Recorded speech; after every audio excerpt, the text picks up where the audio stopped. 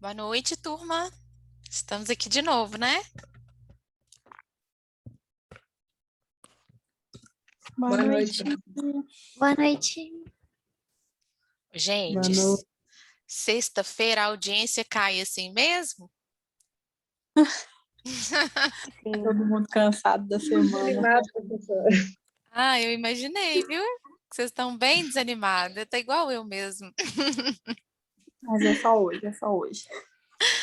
Ai, eu até ia ver com vocês, né, de que como a gente dá duas aulas seguidas, né, às vezes na próxima semana eu disponibilizo as duas aulas juntos, né, e a gente faz só um encontro. O que que vocês acham? Ou é melhor para Legal. vocês separados? Melhor. É, não é? Melhor também. Tá. Então, na semana que vem a gente vai fazer isso, tá? Eu vou disponibilizar as duas aulas no mesmo tempo, tá? E aí vocês assistem, vou dar um tempo maior, né, com a atividade, e aí a gente se reúne para fazer discussão das duas disciplinas, tá bom? Ok. O que vocês acharam aí dessa introdução de suporte básico de vida? Eu amo essa matéria. Ela é ótima mesmo, vocês vão ver, principalmente na prática, quando a gente tiver, né, a nossa aula prática, que a gente aprender a ressuscitação cardiopulmonar, né, todos os passos, o pranchamento, a colocação do colar cervical, né, a imobilização, a aula prática dela, assim, é sensacional, né, porque realmente a gente utiliza muito isso, né, gente. Eu, por exemplo, não sei se vocês conhecem o Hospital do Barreiro, mas lá, quando eu trabalhei, a gente não tinha o código azul, né? Que a maioria dos hospitais hoje tem, porque eu entrei lá, só tinha um andar funcionante. Então, o hospital não estava tão bem estruturado como é hoje.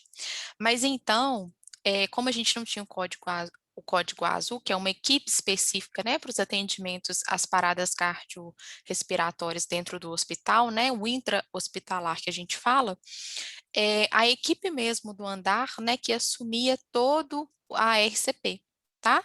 Então, assim, realmente, o que a gente, a equipe de enfermagem, né, o enfermeiro junto com os técnicos e o fisioterapeuta, até, né, o médico chegar, somos nós, assim, que temos um papel vital, né, na vida aí do paciente, tá?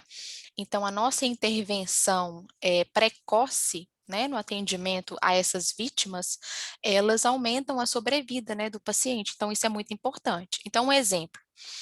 Se eu encontro, por exemplo, uma vida desmaiada, né, ou um acidente, né, automobilístico, e eu tenho o curso, né, de suporte básico ou suporte avançado, e eu já inicio, né, a massagem cardíaca, eu aumento a sobrevida desse paciente em 60%. O que que é isso?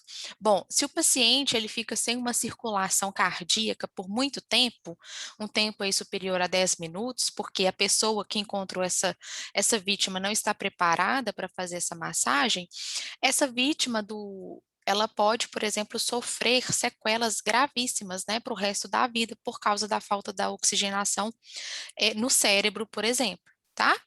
Então, realmente, a gente estar preparado, né, para o atendimento a essas pessoas, seja por engasgo, né, gente, não só a parada em si mesmo, né, que é a falta do pulso ou a falta da respiração, mas seja um neném engasgado, seja um adulto engasgado, seja uma vítima de afogamento, ou até mesmo, né, um motoqueiro que a gente encontra, né, muitas vezes aí, enquanto a gente está no trajeto da casa para o trabalho, do trabalho para casa, a gente se depara muitas vezes com acidentes, né? Principalmente quem aí anda muito em rodovia, né? Vira e mexe, a gente está vendo aí um motoqueiro caído. Então, a gente saber, né, esses procedimentos é muito importante, porque a gente vai estar ajudando sim, né, essa pessoa. Então, por exemplo, encontrou, né, um motoqueiro caído no chão, o que que a gente tem que fazer? Né? A primeira coisa que a gente tem que fazer. Quem gostaria de falar? Sinalizar o local? Isso mesmo, Lidiane, muito bem. É a sinalização do local. Por quê? A gente tem que deixar a situação, né, o local onde a vítima foi encontrada segura, tanto para você, quanto salva-vidas, né, quanto um profissional que está ali, ou um cidadão qualquer para ajudar aquela pessoa, quanto para a própria vítima, tá? Então, às vezes, na hora do desespero, eu vou falar isso por experiência própria, tá, gente? Porque hoje eu tenho 7 anos de formada, mas quando eu fui recém-formada, né, a gente quebra muita cara, né? Porque, infelizmente, a faculdade não ensina tudo pra gente. E, às vezes, a nossa ânsia de já começar a ressuscitação, às vezes a nossa ânsia de fazer imobilização faz com que a gente esqueça dessa sinalização. E ela é, assim, muito importante. Não sei se vocês já ouviram, né, falar, às vezes, de um socorrista, né, que vai auxiliar uma outra pessoa, uma vítima, acaba sofrendo um próprio acidente, né? Por quê? Não teve a sinalização do local, não deixou o local seguro. Então, principalmente em rodovia, gente, carros, né, andam a mais de 100 por hora, né? E se a gente não sinalizar, e não sinalizar, né, de uma forma adequada, acaba ocorrendo ali um acidente mais grave, tá? Então, a sinalização, né, do local, verificar se aquele ambiente é um ambiente seguro para você, né, fazer as intervenções necessárias é muito importante. Um exemplo, por exemplo, em atendimento intra-hospitalar, né, dentro do hospital. A gente acha que qualquer local, né, ali dentro é seguro, mas não é verdade, tá? Então, por exemplo, se eu encontro um paciente no chão, né, no meio de uma escada caído, a primeira coisa que eu tenho que fazer é solicitar ajuda, né, para fazer a colocação do colar cervical e levar esse paciente, essa vítima, para um local plano, porque se você sozinho tentar, né, retirar esse paciente das escadas, você pode acabar o quê, gente? Tropeçando e também sofrer um acidente, né? Outra situação, paciente, né, que está na cama sofrendo ali uma convulsão. Se a gente não tem um instinto rápido, né, de segurar esse paciente e levantar as grades da cama ou da maca, esse paciente pode sofrer uma queda e talvez um traumatismo crânioencefálico, tá? Então, às vezes ele estava tendo uma crise convulsiva, mas vai precisar de uma outra intervenção, né, da neurocirurgia, ou até mesmo é, trazer sequelas para ele, até mesmo a morte, né? Que muitas vezes o paciente cai à beira-leito e acaba sofrendo um traumatismo crânioencefálico tão extenso, né? Acaba levando esse paciente a óbito, tá? Então, deixar um local seguro, ele é realmente muito, muito, muito importante, tanto para a vítima quanto para vocês, tá? Profissionais. Bom, colocando aqui uma outra situação. Então, se eu me deparo com um acidente de ônibus, tá? Um acidente em que o ônibus, né, ou ele bateu no poste, ou ele bateu no muro da casa de outra pessoa, isso acontece muito, né, gente? A gente vira e mexe e vê isso nos jornais, ou até mesmo um acidente que tenha mais de uma vítima, tá? Como que a gente vai fazer para selecionar aquela pessoa que vai ter o meu atendimento? Eu tenho 4 pessoas, 5 pessoas. O que que eu vou fazer para atender? Oi? Vai fazer pela gravidade. Você vai ver se todas respondem, aí se alguma não responder, começa por ela. E se todas elas responderem, começa pela mais nova, por idade. Isso mesmo, Camila. Muito bem. Então, o que que a gente faz? A primeira coisa é se apresentar. Oi, meu nome é Maiara, tudo bem? Eu estou aqui para te ajudar. Senhor, tá tudo bem com você? Qual que é seu nome? Se ele conseguir falar e ele, né, falar que está com dor, que está imobilizado, ok. Senhora, tudo bem? Qual que é seu nome? E assim vai, tá? Até você encontrar aquela pessoa que não respondeu, né, a sua pergunta, por exemplo. Não respondeu a pergunta, a gente pode fazer também o estímulo doloroso, né? Que essa vítima pode estar desmaiada. Além disso, né, gente, sempre fazer o quê? Olhar o pulso carotídeo, tá? Na ausência do pulso, a gente vai dar prioridade para aquela vítima, tá? Na ausência também da respiração, pulso ou respiração. Além disso, a gente vai ver também na disciplina que tem um tipo de respiração que a gente chama de respiração gasping, que é uma respiração agônica do paciente, tá? Então, ele tem respiração, mas é uma respiração deficiente. Também é uma prioridade para o seu atendimento, tá? Aquela respiração, tá? Então, nesses tipos de pacientes, também a gente dá prioridade. Agora, se todo mundo me respondeu, não, não, tudo bem, está consciente, aí a gente vai dar prioridade para faixa etária, né? Para as vítimas aí, crianças, né? Recém-nascidos, bebês, e assim sucessivamente, né? Por quê? Porque às vezes criança não sabe identificar, né, o grau de gravidade. O adulto, ele já é mais consciente com relação aos riscos, certo? Sim. Bom, feito isso, qual que é o próximo passo?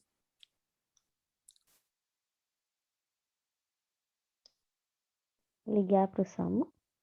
Isso, a gente vai pedir ajuda, né? Principalmente quando a gente encontra vítimas extra-hospitalar, fora do hospital. E se a gente estiver dentro do hospital e eu estou com meu paciente e eu vou lá fazer as medicações nele, ele não. Eu chamo ele, tento acordar ele, ele não me responde, né? Eu vejo se ele tem pulso, não consigo sentir o pulso dele, nem identifico respiração. O que que a gente vai fazer? Código azul. Código azul, né? Naqueles hospitais, naquelas instituições que têm, né, o código azul. Nos hospitais que não possuem o código azul, a gente vai chamar o enfermeiro, né, o supervisor da ala e um colega para pegar o carrinho de emergência com o DEA. Tá? Hoje a gente sabe que a gente tem que ter uma desfibrilação precoce, tá? A gente vai ver isso ainda no dia da RCP, ok?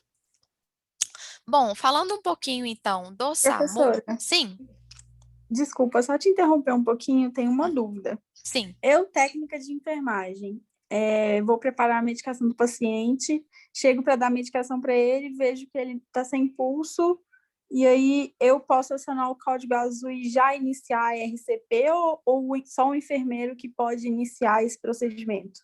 Não, vocês iniciam, né? Mas você primeiro tem que chamar uma outra pessoa, tá? Essa pessoa que você chamar, seja um colega, seja um acompanhante de um paciente da enfermaria, você vai falar assim, olha, chama um outro técnico para mim, ou chame um enfermeiro para mim lá no posto de enfermagem, tá?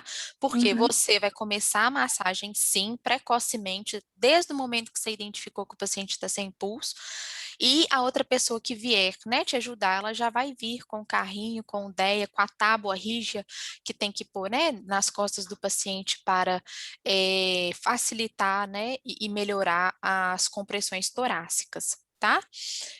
Então, vocês têm total autonomia para chamar um código azul e iniciar as massagens cardíacas, tá bom?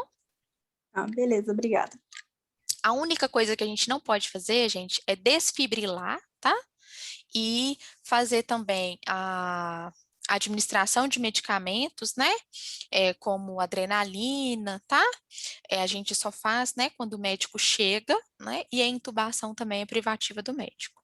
Mas a nossa equipe, né, a gente vai ver isso, a gente começa a fazer massagem, a gente monitoriza esse paciente, a gente já deixa um acesso pérvio, então é tudo com a equipe de enfermagem.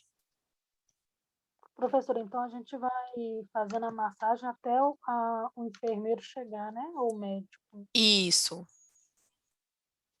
Entendi, obrigada. Por nada.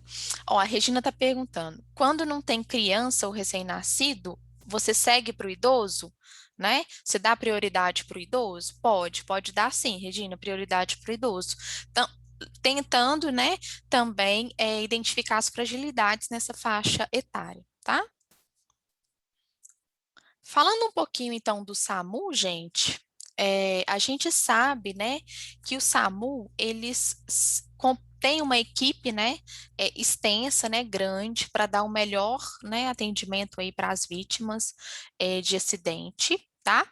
Então, a gente tem um local físico que chama a central de regulação, né, que ficam lá médicos, ficam técnicos da regulação médica, ficam enfermeiros e ficam controladores também de frota e radiooperadores. tá? Além disso, a gente tem diferentes tipos de ambulância, né? Então, quando você ligar para o SAMU, é muito importante você falar o local, né, exato que você está com referência, que aquela vítima está, e se esse paciente ele tem pulso ou não, né? E se ele está respirando. Por quê? De acordo com essa informação, eles vão dar prioridade para te mandar uma ambulância, né, que tenha médico, que é o que a gente fala, né, que é o suporte avançado. Né? Agora, se for um outro tipo de necessidade, ele pode te enviar um suporte básico que tem o técnico, o enfermeiro e o motorista. Tá? Então, a identificação, né, na hora de ligar para o SAMU também ela é muito importante. E muitas das vezes o médico fica com a gente na linha, né? Então, ele fica com a gente na linha dando instruções, principalmente em engasgo. Né? Então, em criança, né? Quantas vezes a gente já viu aí no noticiário que a mãe, né, liga desesperada para o SAMU ou para o bombeiro e eles, né, pelo telefone instruem a mãe na tentativa de desengasgo, tá? A Eliane levantou a mão? Sim. Professora, no caso de um acidente, a pessoa, vamos supor, bateu lá a cabeça no vidro do carro, o peito com o volante, que eu presenciei um acidente desse na porta do hospital. Uhum. Aí, eu fui a primeira pessoa a entrar lá no carro e conversar com a pessoa estava desorientada. Ela não sabe nem o que aconteceu, você pergunta qual que é o nome, ele não sabe falar. E nesse caso, o que a gente Ó, faz?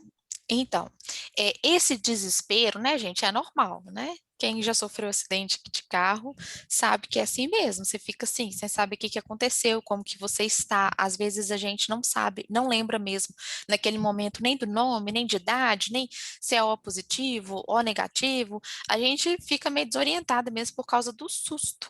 Tá? E se ela bateu também a cabeça, né? Ela pode estar ali com uma confusão mental, né? Associada aí ao trauma, tá? Mas se a pessoa ela já te respondeu, pelo menos, né, ela é responsiva, você fica um pouco mais tranquila.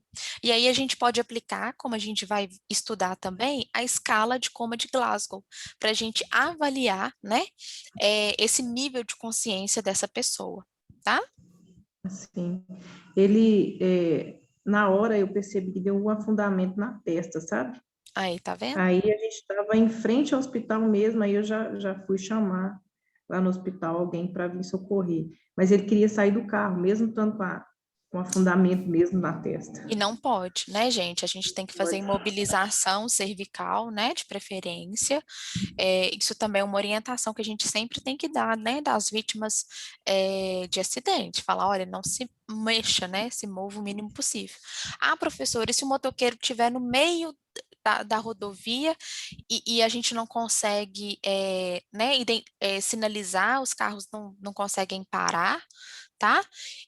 Isso aí, né, quando a gente está realmente com risco desse paciente, né, ser atropelado, né, causar maiores danos, aí a gente vai ter que fazer imobilização, né, e retirá-lo da via, tá? Para não ter um acidente maior.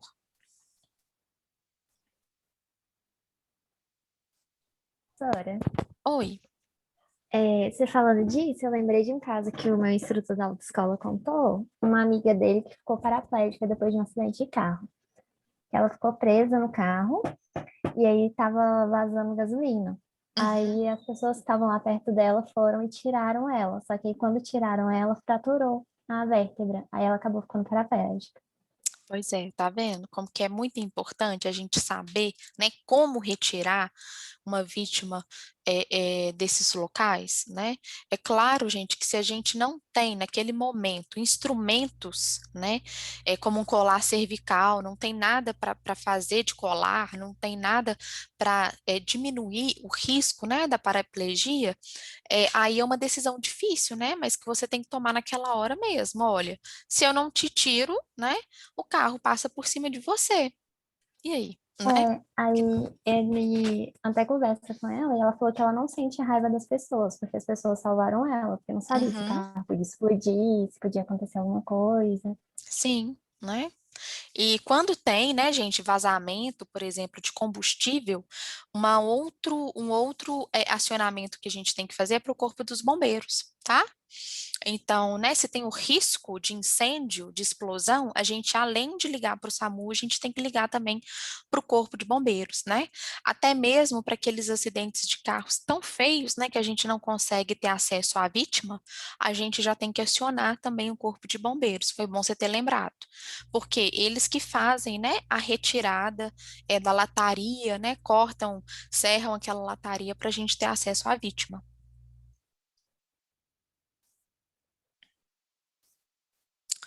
Bom, a gente viu, então, que na nossa avaliação primária, né, a gente vai fazer triagem dessas vítimas e a gente tem que garantir, né, gente, a desobstrução, né, e a proteção das vias aéreas. E se esse paciente, claro, tem pulso, tá? Uma outra coisa, né, que nós profissionais de saúde a gente está habilitado para fazer é a avaliação, né, a verificação dos sinais vitais, tá? Então, por que isso, né? É claro que o paciente, gente, ele vai estar o quê? Com uma frequência cardíaca elevada, né? Ele vai estar, por exemplo, com uma pressão elevada.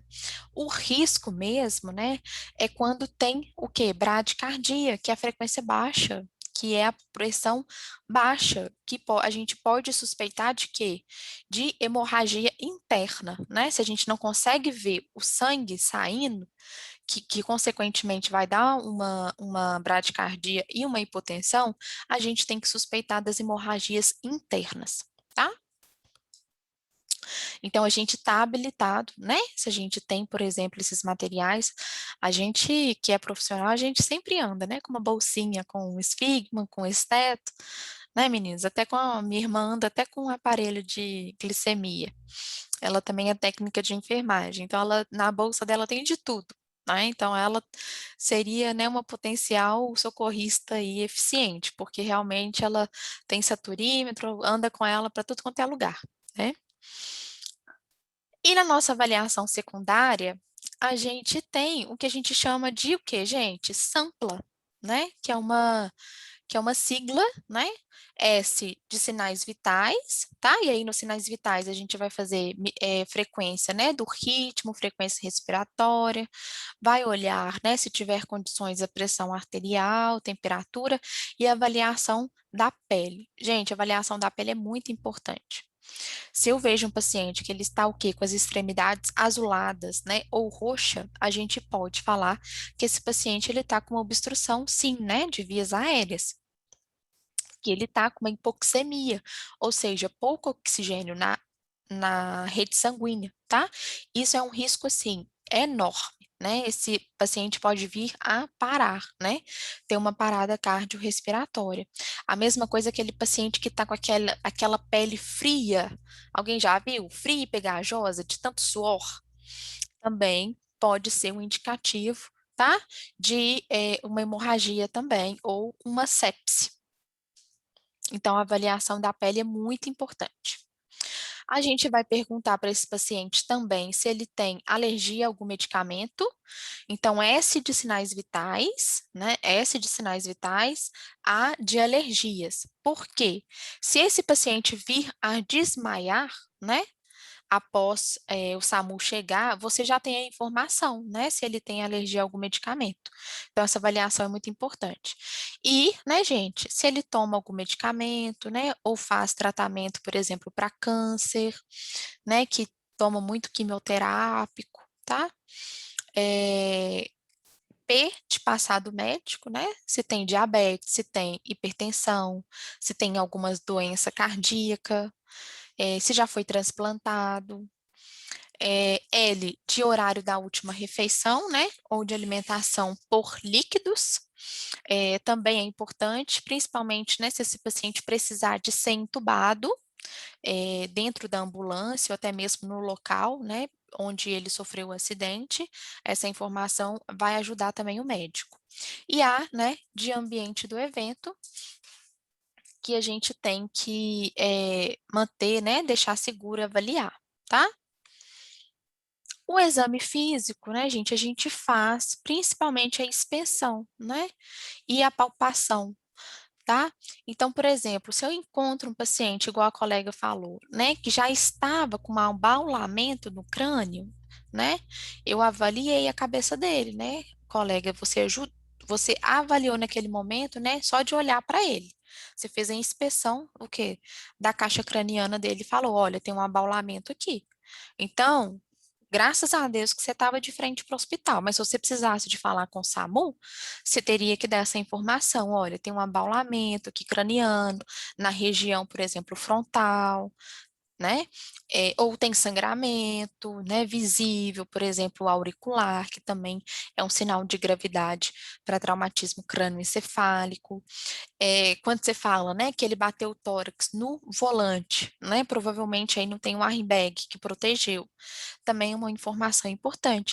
Se a gente vê que tem qualquer deslocamento ali, né, de costela, que a gente vê abaulamento também no tórax, ou se a gente vê que aquele tórax está roxo, roxo mesmo, muito vermelho, também a gente tem que passar essa informação para o socorrista, né, na linha com o SAMU, porque também é um sinal, pode ser um sinal aí de hemorragia interna, né? E esse paciente, se tem um abaulamento de costela, ele pode fazer até um edema agudo de pulmão, tá certo? Então, esse exame físico, principalmente da inspeção, ela é muito importante, né? Avaliação, né, da cor da pele, das extremidades, do pé, perguntar se o paciente, né, tá sentindo as pernas, os braços, é também uma avaliação importante nesse primeiro momento, antes da ambulância chegar. Alguém aqui tem interesse, gente, em trabalhar no SAMU ou em unidade de urgência? Eu tenho Ah, que legal. muita vontade. Então tem que ser boa de acesso.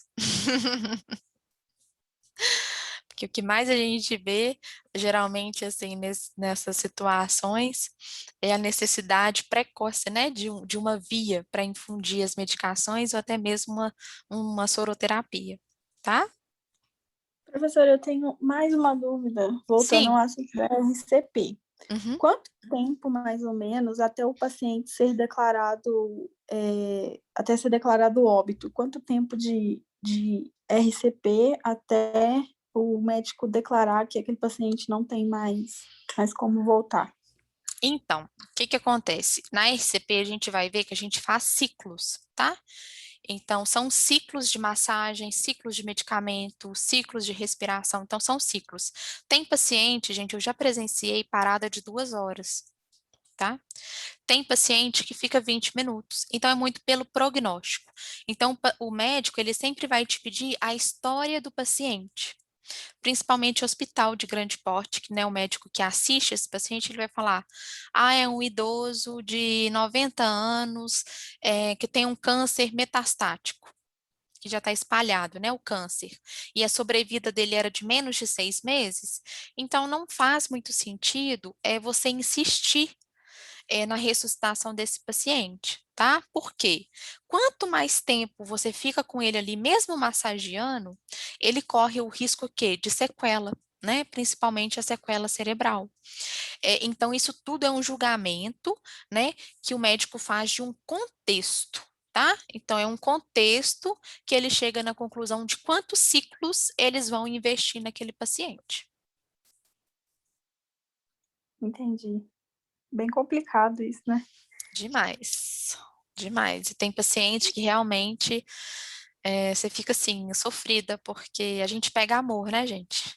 A gente que É tá ali com o verdade. paciente todos os dias, que a gente conhece o paciente, que a gente conhece a família do paciente, a gente fala assim, não, insiste mais, fica tentando, né? Mas o médico realmente que toma essa decisão de quantos ciclos ele vai investir. É difícil essa decisão. Muito.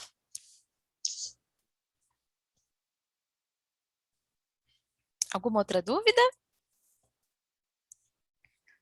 Por enquanto, não. Professora, Sim. sobre SAMU. Para trabalhar no SAMU, tem que fazer concurso? Como que funciona? Aí depende do município. Por exemplo, aqui em Belo Horizonte é concurso, Mas eu tenho visto que eles têm aquele processo também simplificado, né? Que é um processo mais fácil.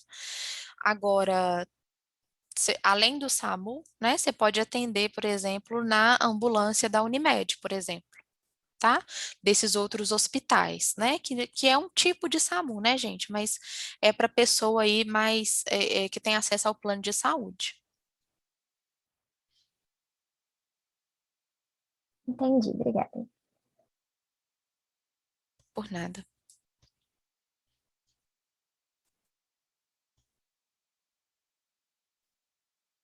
Dúvidas nos exercícios? Vocês já conseguiram ver? Já sim. Alguma dúvida em alguma questão? Acho que Professora, eu tenho uma dúvida sobre o SAMPA. sim. Se a vítima estiver inconsciente e não tiver mais ninguém perto, nenhum familiar, nenhum terceiro, aí como que a gente faz? A gente só verifica os sinais vitais? A gente verifica os sinais vitais, mas para o paciente que ele não tem, por exemplo, que ele está desacordado, eu olho principalmente, né, o pulso. Se tiver presença de pulso e respiração, aí eu fico um pouco mais tranquila e meço os dados vitais. Agora, se ele não tiver pulso, né, gente, nem respirando, a gente já inicia a massagem na hora.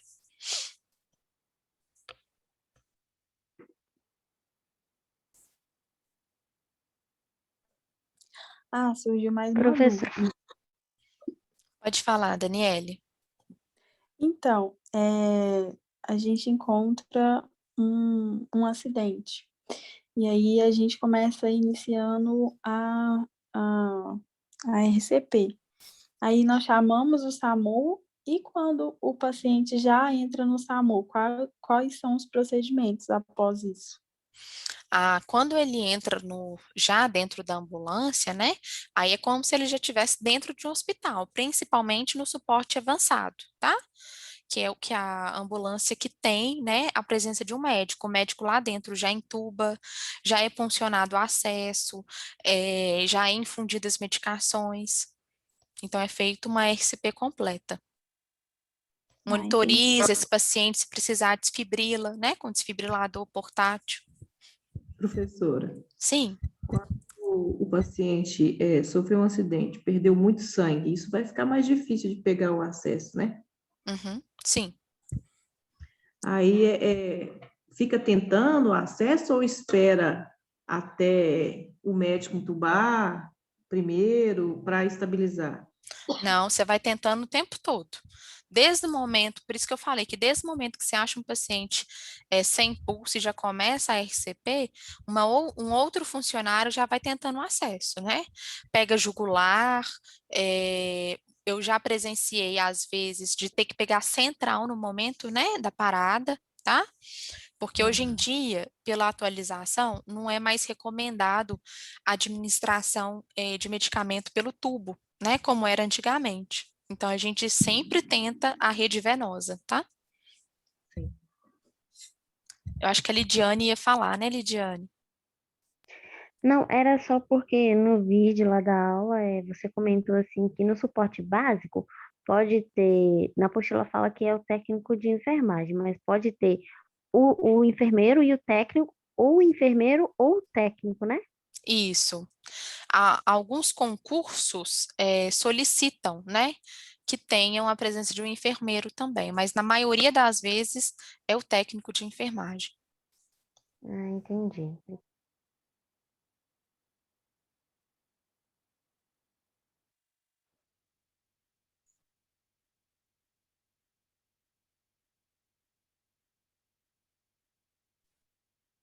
Alguma outra dúvida?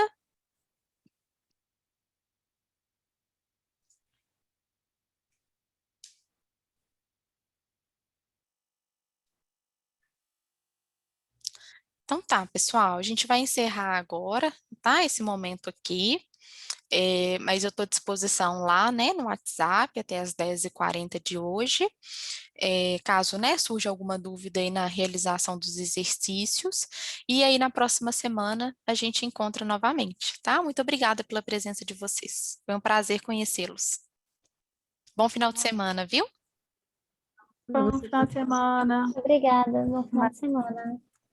Ah, eu vou colocar lá, tá, pessoal? Essa gravação e da aula passada também, tá bom? Ok, obrigada. Boa noite.